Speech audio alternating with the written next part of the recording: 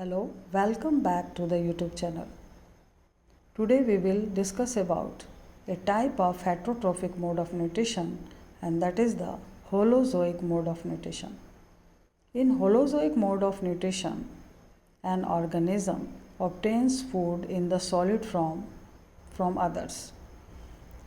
यानी फूड को एक ऑर्गेनिज्म जब सॉलिड फॉर्म में दूसरों से ऑब्टेन करता है तो वो होलोजोइक मोड ऑफ न्यूट्रिशन कहलाता है। जैसे हम लोग सॉलिड फॉर्म में फूड को इनटेक करते हैं। It is completed in 5 steps. ये 5 स्टेप्स में कंप्लीट होता है। फर्स्ट स्टेप इसका इंजेशन कहलाता है, यानी इनटेकिंग ऑफ फूड। जब हम खाना खाते हैं, हाथ से उठाकर अगर हम खाना मुंह में डाल रहे हैं, that is ingestion. Amoeba false feet से फूड को कैप्चर कर रहा है, दैट इज़ इंजेशन। तो डिफरेंट ऑर्गेनिजम्स डिफरेंट वेज में इंजेशन करते हैं, that is intaking of food. Second one is digestion, that is changing of complex solid food into simple soluble form so that it can be easily absorbed by the body parts. Third है absorption. Absorption means जब food soluble form में convert हो जाता है तो ये body के blood या साइटोप्लाज्म में ट्रांसफ़र हो जाता है, पास आउट हो जाता है, तो इसे हम एब्जॉर्प्शन कहते हैं। थर्ड स्टेप है एसिमिलेशन, यानी डाइजेस्टेड फूड जब ब्लड के द्वारा या साइटोप्लाज्म में इन करता है तो वहाँ ऑक्सीजन की हेल्प से इसका ऑक्सीडेशन यानी बर्निंग होता है और एनर्जी रिलीज़ होती है, जिसे हम एसिमिलेशन कहते हैं। Fifth step is egestion. Undigested solid food is egested out of the body, that is removed out of the body. तो इन 5 स्टेप्स में हमारा न्यूट्रिशन जो है होलोजोइक न्यूट्रिशन कंप्लीट हो जाता है।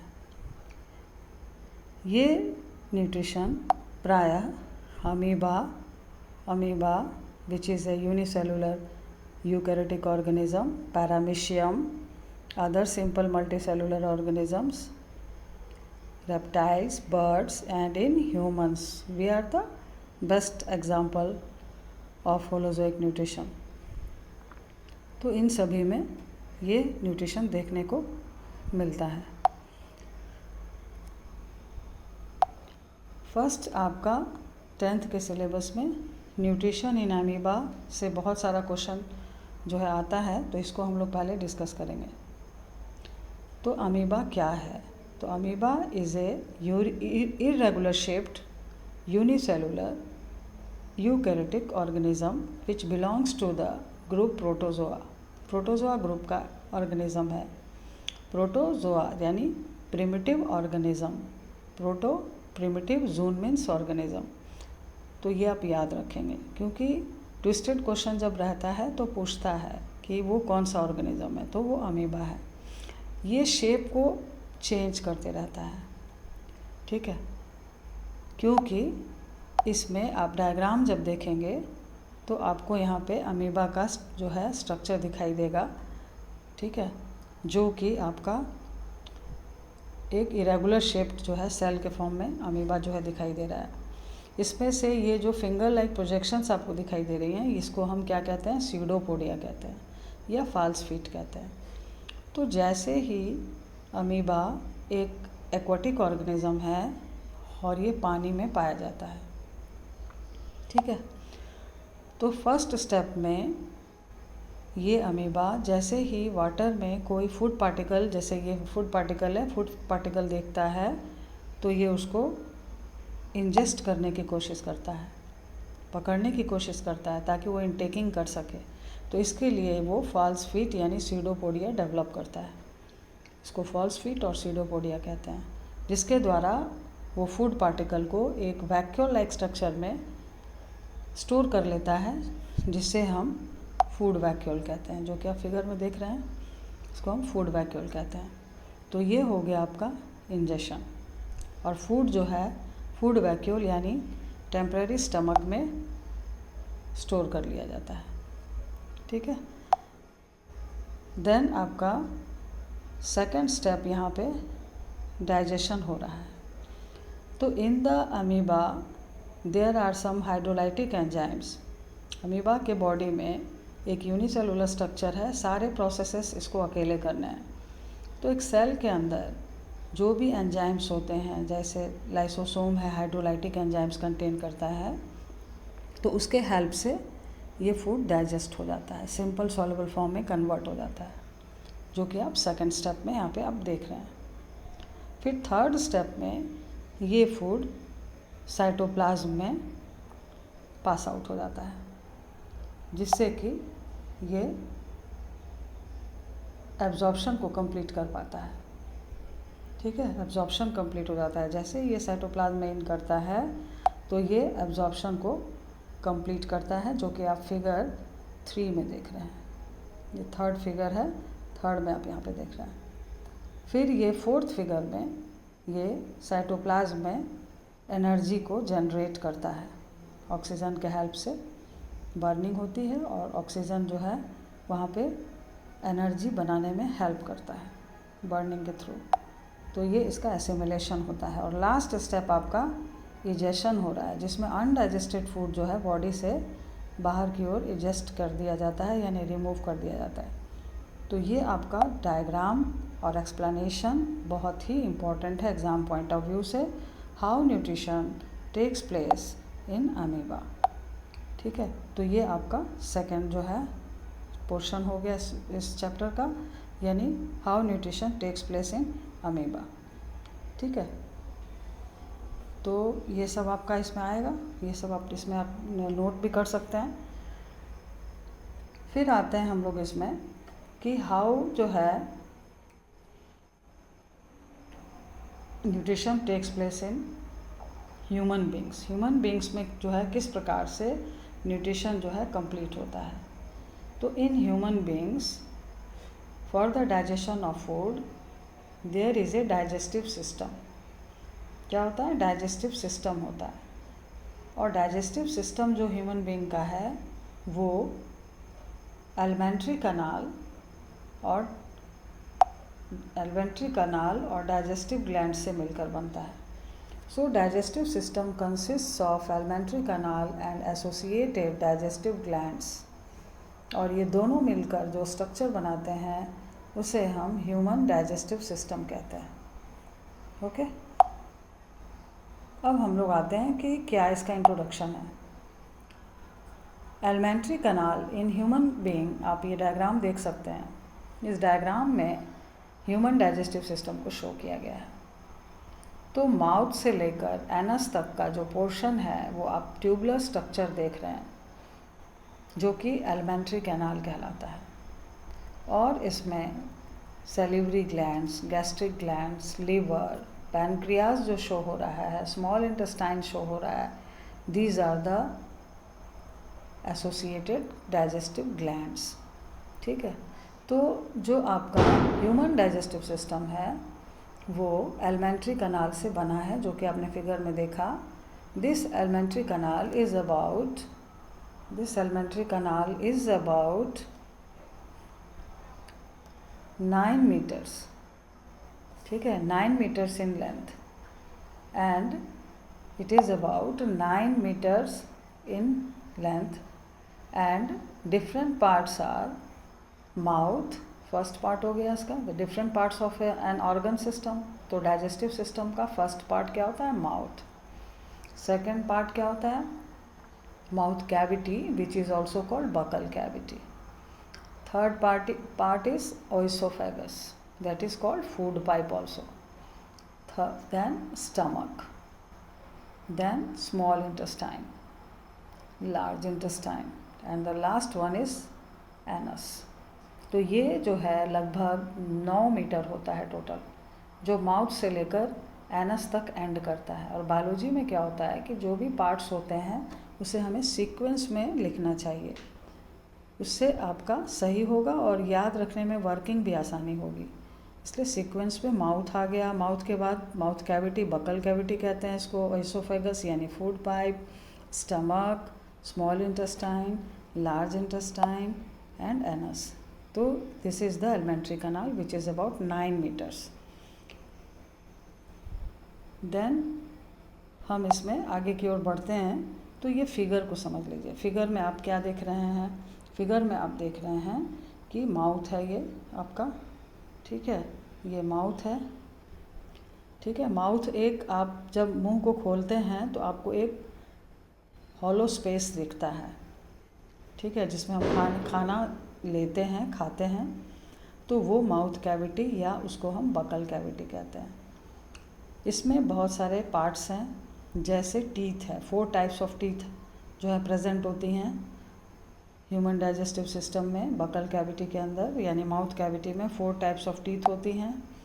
देन एक मस्कुलर टंग होता है, और फिर आपका पैलेट होता है, बॉन, जिसको तालू भी कहते हैं हम लोग। यानी आपका जो नेसल कैविटी है जहाँ से आप रेस्पिरेशन करते हैं, और माउथ बकल कैविटी है, उन दोनों को जो सेपरेट करता है वो पार्ट पैलेट कहलाता है, जिसको कि हिंदी में हम लोग तालू भी कहते हैं। तो ये हो गया, माउथ हो गया, बकल कैविटी हो गई, ठीक है।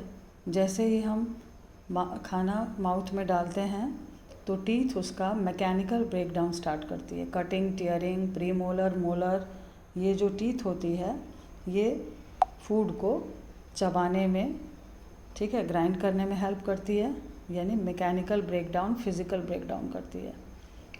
इन द मीन टाइम जो टंग है उनमें सैलिवरी ग्लैंड्स पाई जाती हैं। तो माउथ में क्वेश्चन आता है कि कौन सी ग्लैंड्स होती हैं, तो सैलिवरी ग्लैंड्स होती हैं जो कि वहाँ पर डाइजेशन को स्टार्ट करती हैं। तो ये भी बहुत इंपॉर्टेंट क्वेश्चन है कि कहाँ से डाइजेशन स्टार्ट होता है। तो माउथ में बकल कैविटीज़ में ही ये स्टार्ट।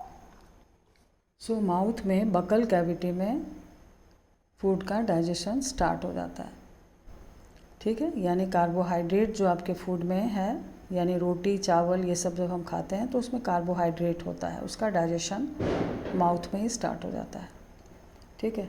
उसके बाद ये फूड जो है आगे की ओर बढ़ेगा।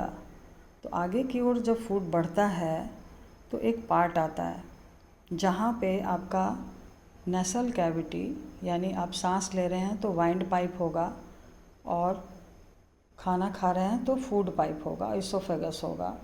तो ये जो पार्ट है या ये, तो माउथ कैविटी और नसल कैविटी जिस पॉइंट पर, ठीक है, वो कॉमन पॉइंट होता है जहाँ पे वो मिलती हैं, उसको हम लोग फेरिंग्स कहते हैं। यानी फेरिंग्स क्या है? नसल कैविटी जहाँ से ऑक्सीजन जा रहा है, सांस ले रहे हैं, और माउथ कैविटी जहाँ से फूड जाएगा। दोनों पाइप्स जो हैं एक साथ रन करती हैं, लेकिन एक जगह पर वो एक साथ खुलती भी हैं, ठीक है। तो उस कॉमन पॉइंट को हम फेरिंग्स कहते हैं।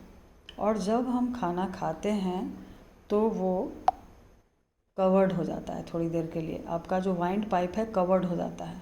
वो जिसके द्वारा यहाँ पे कवर्ड होता है, इस पार्ट में, फेरिंग्स वाले पार्ट में, उस मेम्ब्रेन को हम एपिग्लॉटिस कहते हैं।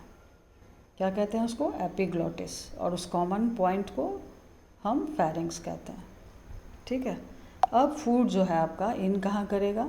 तो टंग से जो है खाने को मिक्स करने में, उसके बाद एंजाइम्स जो सैलिवरी ग्लैंड्स हैं वहाँ पे एंजाइम्स जो हैं उसको मिक्स करने में हेल्प करती हैं, और फूड को स्वॉलो यानी निगलने में हेल्प करती हैं। और खाना आपका छोटे बॉल्स में यानी बोलस के फॉर्म में, क्या कहते हैं उसको? बोलस, BOLUS, बोलस के फॉर्म में खाना आगे बढ़ता है।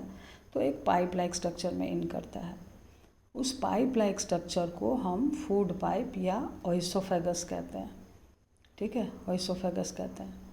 यहाँ पे कोई डाइजेशन नहीं होता है, ये माउथ को स्टमक से इंटरकनेक्ट करता है। यहाँ पे फूड जो है peristaltic movement, that means wave like movement जो है होती हैं, जिससे फूड स्लोली आपको मूव करता है आगे की तरफ।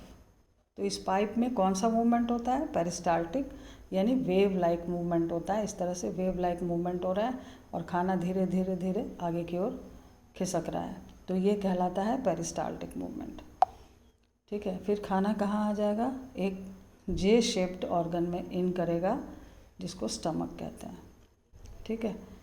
स्टमक जो है एक मस्कुलर ऑर्गन है, और यहाँ पर आपको गैस्ट्रिक ग्लैंड प्रेजेंट है, ठीक है, जो कि गैस्ट्रिक जूस कंटेन करती है, और वो फूड को फर्दर डाइजेस्ट करने में पर्टिकुलरली प्रोटीन का डाइजेशन स्टार्ट करती है।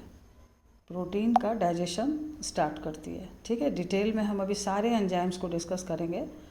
अभी हम ओवरव्यू देख रहे हैं, स्ट्रक्चर को देख रहे हैं ह्यूमन डाइजेस्टिव सिस्टम का। फिर जो है आपका फूड एक इस पोर्शन में आता है, तो ये स्मॉल इंटेस्टाइन है।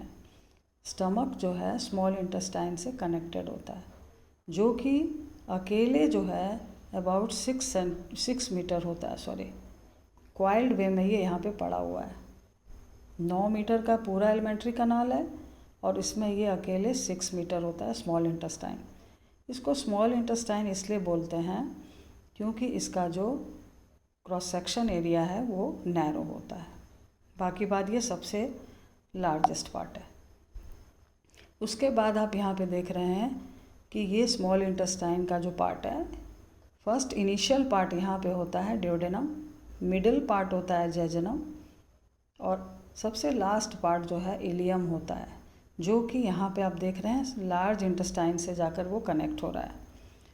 तो लार्ज इंटेस्टाइन जो है आपका वो सिर्फ 1.5 मीटर होता है, लेकिन ये ब्रॉडर होता है स्मॉल इंटेस्टाइन की अपेक्षा, इसलिए इसको हम लार्ज इंटेस्टाइन कहते हैं, जो कि यहाँ से लेकर यहाँ एनस पर एंड रेक्टम और एनस पर एंड कर जाता है।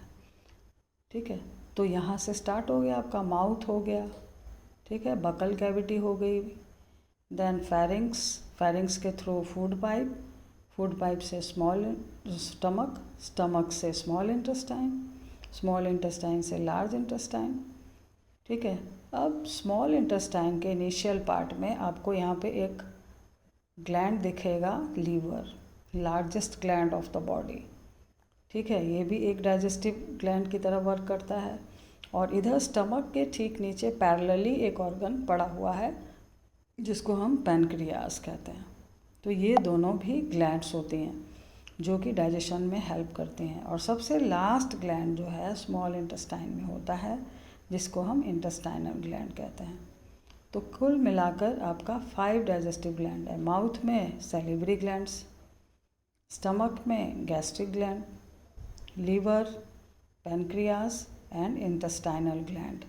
ये ग्लैंड्स जो हैं मिलकर हेल्प करती हैं एलिमेंट्री कैनाल को कि वो फूड का इजीली डाइजेशन कर सकें। अब हम एक टेबल देखेंगे, ठीक है, जिसमें हम लोग इसको इजीली याद कर सकते हैं। तो आप इसके थ्रू क्या करेंगे, इसको याद कर लीजिएगा। ठीक है, जैसे कौन सा एंजाइम है, तो माउथ है। ठीक है, माउथ में कौन सी ग्लैंड है, ठीक है, सैलिवरी ग्लैंड्स है, टंग में कंटेन होती हैं वो। टंग टेस्ट भी बताता है और ग्लैंड्स को भी कंटेन करता है। कौन सी ग्लैंड है याद रखेंगे, 10th क्लास में आपको सिंपल वे में पढ़ना है। फिर salivary gland salivary juice secrete करती हैं, जिसमें कि सैलिवरी जूस नहीं, सैलिवरी एमाइलेज आप याद रखेंगे। Amylase is a word related to the digestion of carbohydrate, और इसको हम लोग टायलिन, ठीक है, टायलिन एंजाइम के नाम से भी इसको हम लोग जानते हैं, टायलिन भी इसको कहते हैं। तो सैलिवरी ग्लैंड्स जो होती हैं टायलिन एंजाइम जो है सिक्रीट करती हैं, जो कार्बोहाइड्रेट को, ठीक है, जो आपको कार्बोहाइड्रेट को वो चेंज कर देगा माल्टोज शुगर में। एक चीज़ और यहाँ पे हम बताना चाहेंगे आपको कि जो है ये चीज़ आप फर्स्ट ऑफ ऑल याद कर लीजिए, इससे आपको आसानी होगी। जैसे कार्बोहाइड्रेट है, रोटी चावल वगैरह आप खाते हो, कार्बोहाइड्रेट है, तो पहले वो क्या चीज़ में ब्रेक करेगा, पहले वो ब्रेक करेगा माल्टोज में। ठीक है, फिर किस में ब्रेक करेगा, फाइनली ग्लूकोज में। क्या हो गया, carbohydrate into maltose, maltose into glucose, ये हो जाएगा आपका। फिर आते हैं प्रोटीन। ठीक है, प्रोटीन, ठीक है, प्रोटीन किस में कन्वर्ट करेगा, पेप्टाइड्स एंड पेप्टोन्स में। और फाइनली एमिनो एसिड्स में। प्रोटीन किस में, पेप्टाइड्स एंड पेप्टोन्स में, and then finally amino acids में। ठीक है, फिर आपका लास्ट में क्या है, फैट क्या होगा, एमल्सिफाइड होगा, यानी कि छोटे छोटे ग्लोब्यूल्स में कन्वर्ट होगा, और तब जाकर finally fatty acid and glycerol में कन्वर्ट होगा। तो ये आप याद कर लेंगे तो आपको आसान हो जाएगा। ठीक है, कार्बोहाइड्रेट किस में कन्वर्ट होगा, पहले माल्टोज में, माल्टोज से किस में कन्वर्ट होगा, ग्लूकोज में। प्रोटीन किस में कन्वर्ट होगा, पेप्टाइड्स एंड पेप्टोन्स में, और फाइनली किस में होगा, एमिनो एसिड में जाकर फाइनल डाइजेशन जब स्मॉल इंटेस्टाइन में कंप्लीट होगा। फैट किस में कन्वर्ट होगा, पहले टूटेगा यानी एमल्सिफाइड होगा, फाइनली किस में कन्वर्ट होगा, स्मॉल इंटेस्टाइन में, फैटी एसिड एंड ग्लिसरॉल में। ये आप पढ़ लेंगे इसको, और ये आपका चार्ट है, टेबुलर चार्ट है, जिसमें आप इसको देखते चले जाएंगे कि क्या है ये इसमें डिस्कशन टोटल। जैसे कि पहला है आपका स्टार्च, ठीक है, स्टार्च है, तो स्टार्च जो है आपका वो कार्बोहाइड्रेट जो है वो आपका सैलिवरी माउथ में उसका डाइजेशन स्टार्ट हो जाता है। सैलिवरी ग्लैंड्स होती हैं वहाँ पर, और ये salivary glands salivary juice secrete करती हैं, सलाइवा सिक्रीट करती हैं, और वो टाइलिन एंजाइम या एमाइलेज एंजाइम कंटेन करती हैं, जिससे ब्रेक डाउन ऑफ स्टार्च यानी carbohydrate into first part that is malt, अभी किस में होगा, माल्टोज शुगर में हो जाएगा। टीथ क्या करेंगी, च्यूइंग प्रोसेस में, कटिंग, टीयरिंग, ग्राइंडिंग टीथ है।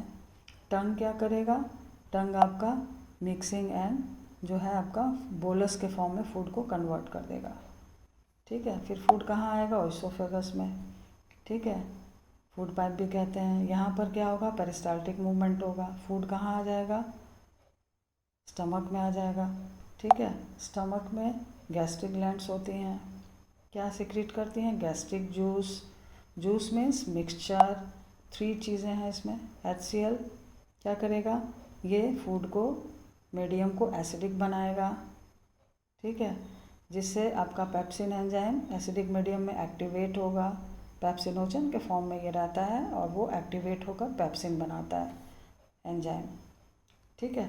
फिर आपका ये जर्म्स को किल करता है, ठीक है। HCl का क्या काम हो गया, एसिडिक फूड बना रहा है, ठीक है, एक्टिवेट कर रहा है पेप्सिन को और जर्म्स को किल कर रहा है। फिर आपका पेप्सिन है, P से पेप्सिन एंड P से प्रोटीन। तो आपने अभी क्या पढ़ा, प्रोटीन को वो पेप्टाइड्स और पेप्टोन्स में इंटरमीडिएट प्रोडक्ट में, इंटरमीडिएट जो मिडिल प्रोडक्ट है उसमें कन्वर्ट करेगा। थर्ड जो इस जूस में है, गैस्ट्रिक जूस में, वो है म्यूकस। क्योंकि एसिड है, HCl काफ़ी कोरोसिव होता है, तो inner wall of the stomach को प्रोटेक्ट करने के लिए म्यूकस मेम्ब्रेन जो होती है, inner lining of the stomach, वो म्यूकस सिक्रीट करती हैं ताकि स्टमक को वो प्रोटेक्ट कर सकें फ्रॉम एसिड, ठीक है। फिर क्या है आपका स्मॉल इंटेस्टाइन, उसमें ड्यूडेनम वाले पार्ट में इस तरह से जब यू शेप में आपका मुड़ता है, ठीक है, वो ड्यूडेनम है। तो यहाँ पे आपका क्या है, यहाँ पे आपका लीवर है, गॉल ब्लैडर है, और इधर जो है आपका पैनक्रियाज है। तो ये जो है सिक्रीट क्या करेगा, बाइल, ठीक है। तो वही है, लीवर क्या सिक्रीट करेगा, bile juice, largest gland of the body है लीवर, ठीक है। बाइल सॉल्ट्स होती हैं, एक्चुअली वो एंजाइम नहीं होती हैं, ठीक है। और ये क्या करेगा, ये एमल्सिफिकेशन ऑफ फैट करेगा, यानी आपका स्टमक में खाना 3-4 घंटे तक रहता है, फिर वो धीरे धीरे स्मॉल इंटेस्टाइन के ड्यूडेनम वाले पार्ट में आता है, और वहाँ पर ये फैट का डाइजेशन अब स्टार्ट होगा। यानी अभी किसका डाइजेशन हुआ, माउथ में स्टार्ट हुआ कार्बोहाइड्रेट का, स्टमक में स्टार्ट हुआ प्रोटीन का, और स्मॉल इंटेस्टाइन में स्टार्ट हुआ फैट का। फैट का क्या स्टार्ट हुआ, एमल्सिफिकेशन यानी ब्रेकिंग स्टार्ट हुआ, एमल्सिफाइड फैट बनेगा, ठीक है। दूसरा वहाँ पर क्या है ग्लैंड, स्टमक के नीचे पैरेलली पैनक्रियाज, क्या सिक्रीट करता है, juice, that is called pancreatic juice. Juice means वहाँ पे एक से अधिक एंजाइम्स हैं। याद क्या करेंगे, pancreatic amylase that means carbohydrate के लिए है ये, ठीक है। खाना खाते समय बहुत हड़बड़ी होती है, यानी रिमेनिंग जो कार्बोहाइड्रेट है, रिमेनिंग प्रोटीन है, ठीक है, उसको ये यहाँ पर कन्वर्ट करेगा, जो है पेप्टाइड्स वगैरह में कन्वर्ट करेगा। यानी पहला क्या है पैनक्रेटिक जूस में, एमाइलेज रिमेनिंग कार्बोहाइड्रेट को माल्टोज शुगर में कन्वर्ट करेगा। ट्रिप्सिन रिमेनिंग प्रोटीन को पेप्टाइड्स और पेप्टोन्स में कन्वर्ट करेगा। और लिपिड यानी फैट, लाइपेज नाम है उसका एंजाइम का जूस में, फैटी एसिड और ग्लिसरॉल या emulsification further breaking of fat करेगा, ठीक है। तो ये आपका स्मॉल इंटेस्टाइन में जो है आपका फाइनल डाइजेशन हो रहा है, और आपका जो फूड है वो कन्वर्ट होगा यहाँ पे अब आगे। तो यहाँ तक जो है आपका क्या क्या बन गया, कार्बोहाइड्रेट माल्टोज शुगर में कन्वर्ट हो गया ड्यूडेनम पार्ट तक, प्रोटीन पेप्टाइड्स और पेप्टोन्स में कन्वर्ट हो गया, और फैट आपका एमल्सिफाइड हो गया, ब्रेक डाउन हो गया उसका। ठीक है, अब आप फाइनली जब आगे बढ़ते हैं तो आपको स्मॉल इंटेस्टाइन का मिडिल पार्ट मिलता है जिसको कि हम जेजनम कहते हैं। क्या कहते हैं उसको? जेजनम कहते हैं। तो वहाँ पर आपका डाइजेशन जो है, फाइनल डाइजेशन होगा मिडिल पार्ट में। तो वहाँ पे कौन सी ग्लैंड है? Intestinal gland. कौन सा सिक्रीशन है उनके पास? Intestinal juice. Again juice, juice means mixture कहते हैं उसको, एक से अधिक एंजाइम्स है वहाँ पे। ठीक है, इसको सक्का सेंट्रिकस भी कहा जाता है। Intestinal juice is also called succus entericus. ठीक है, इसमें माल्टोज के लिए माल्टेज एंजाइम है जो कि उसको ग्लूकोज में कन्वर्ट करेगा। ठीक है, इंटेस्टाइनल जूस में पेप्टाइडेज है। ठीक है, जो पेप्टाइडेज क्या करेगा, है ना, पेप्टाइड्स और पेप्टोन्स को एमिनो एसिड में कन्वर्ट कर देगा। ठीक है, फिर लाइपेज है, सेम नाम है इसका, पैनक्रेटिक जूस में भी लाइपेज नाम था। और यहाँ पे डाइजेशन कंप्लीट होगा। ठीक है, यानी अब आपका फैट फैटी एसिड और ग्लिसरॉल में कन्वर्ट हो जाएगा। यानी क्या क्या हुआ फाइनली सक्का सेंट्रिकस के द्वारा? माल्टोज के लिए माल्टेज है जो ग्लूकोज में कन्वर्ट करेगा, पेप्टाइड्स के लिए पेप्टाइडेज है, ASC लग रहा है, पेप्टाइडेज है, एमिनो एसिड में कन्वर्ट करेगा, लाइपेज है, एमल्सिफाइड फैट को फैटी एसिड और ग्लूकोज में कन्वर्ट कर देगा। ठीक है, तो इस तरह से आपका ये टेबल से आप इसको पढ़ लेंगे। अब आते हैं खाना कहाँ इन करेगा? लार्ज इंटेस्टाइन में। लार्ज इंटेस्टाइन में इजेशन ऑफ फूड होता है और दो काम होता है, एब्जॉर्प्शन ऑफ वाटर होता है। ज़रूर याद रखेंगे, दोनों वर्क करता है ये। लास्ट पार्ट इंटेस्टाइन का क्या है? लार्ज इंटेस्टाइन का रेक्टम। ठीक है, ह्यूमन बीइंग में लार्ज इंटेस्टाइन को हम लोग कोलोन भी कहते हैं और पूरे एलिमेंट्री कनाल को गट भी कहते हैं। ठीक है, और लार्ज इंटेस्टाइन को कोलोन भी कहते हैं। इसको याद कर लेंगे आप लोग, कोलोन कहते हैं। लार्ज इंटेस्टाइन का एंडिंग जो है रेक्टम। ठीक है, रेक्टम में आपका जो फैकल मैटर है, सॉलिड वेस्ट है, वो जो है आपका स्टोर्ड रहता है for some time and then it is egested. ठीक है, एनस जो है वो सबसे लास्ट एंड है आपका एलिमेंट्री कनाल का, जहाँ से आपको मसल्स के थ्रू इजेशन का प्रोसेस जो है अनडाइजेस्टेड वेस्ट जो है सॉलिड वेस्ट का फेकल मैटर के फॉर्म में इजेशन जो है आपका कंप्लीट होता है। तो ये आपका टोटल जो है हाउ डाइजेशन जो है takes place in holozoic nutrition takes place in human beings के में आपने इन सभी चीज़ों को देखा। How nutrition takes place in amoeba. ठीक है, तो ये डायग्राम आपका इम्पॉर्टेंट है, इसको आप देख लेंगे। अमीबा में भी न्यूट्रिशन जब पूछता है, आपका NCERT क्वेश्चन है, तो इसको आप कंप्लीट कर लेंगे डायग्राम के साथ। ठीक है, ओके, थैंक्स फॉर वॉचिंग।